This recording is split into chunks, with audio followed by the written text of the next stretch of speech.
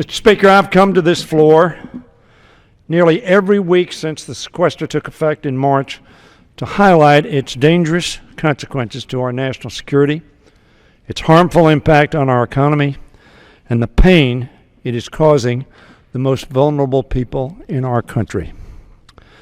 Now, with the sequester in its 21st week, this Congress has still not achieved the big, balanced, and bipartisan solution to deficits that we need to replace the sequester and put America back on a sound fiscal path.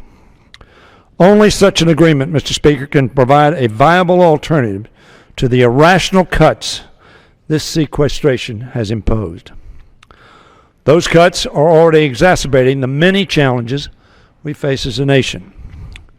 Later this week, I will be delivering meals to seniors in my district with the Meals on Wheels program, which could be delivering 4 million fewer meals nationwide as a result of the sequester.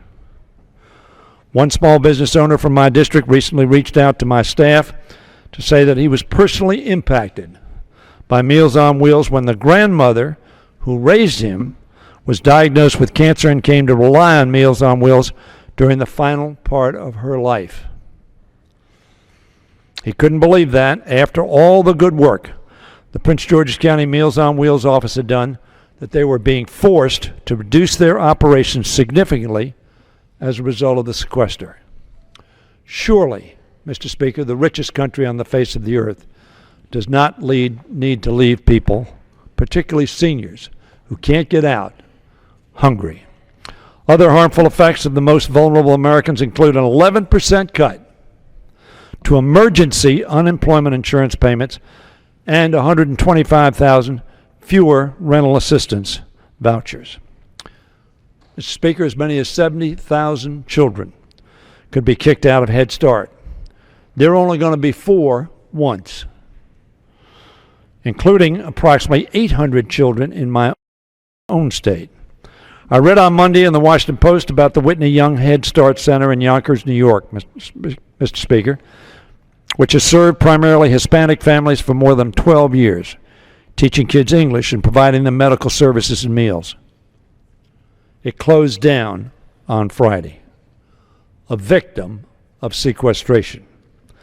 And on Monday, an article in the Huffington Post drew attention to an effective sequester that represents a dangerous undermining of justice. And that is the cut to public defenders who represent defendants in the federal court system who cannot afford their own attorneys. This fulfills the constitutional requirement that everyone is entitled to legal representation. It can't be waived. That report in the Washington Post, and I quote, "The public defender system hasn't just been stripped bare by sequestration, its bones have been chiseled away as well." Mr. Speaker, can we risk delaying justice for victims and their families because our country can't afford public defenders? Do we want cases dismissed against people who have done wrong because the Constitution says they have to have a defense that we can't afford, apparently? I met yesterday with Maryland District Court judges, about 8 of them, and they raised this issue as one of critical importance. And one of the judges, a Reagan appointee, was obviously very animated at how we were undermining the very essence of the judicial system. Surely no one on this floor intends to do that. At the Defense Department, 650,000 civilian workers are already being furloughed 2 days a month. That's an effective cut in pay of 20% for hardworking people on whom we rely to maintain the national security of our country. On July 2nd, I visited with civilian defense workers from Pax River Naval Air Station in St. Mary's County. And I heard from my constituents there who are being forced to stay home from work without pay. They were certainly concerned about their families' finances, but Mr. Speaker, these hardworking and patriotic public servants were far more worried about furloughs' effect on our military readiness and support for our troops in the field on those Fridays when many are forced to stay home and not at their post. Legally, they can't even come to work and volunteer their time.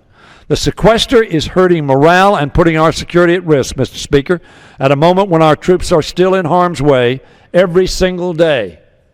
Fridays, otherwise known as furlough days, included.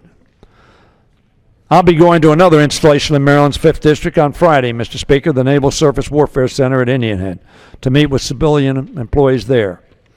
I will tell them that Congress has the ability to end the furloughs they are experiencing. Now, we have the ability to keep those kids from losing Head Start and our seniors from losing meals. We have that ability now.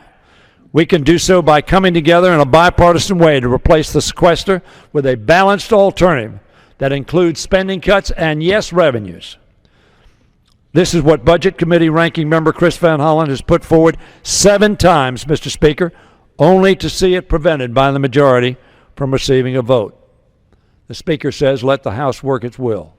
Well, perhaps this is the will of the House. I hope not. I urge my colleagues to work together across the aisle so we can end the sequester. End the sequester and restore fiscal discipline in a way that does not harm our security, our economy, the most vulnerable in our country, or America itself. And I yield back the balance of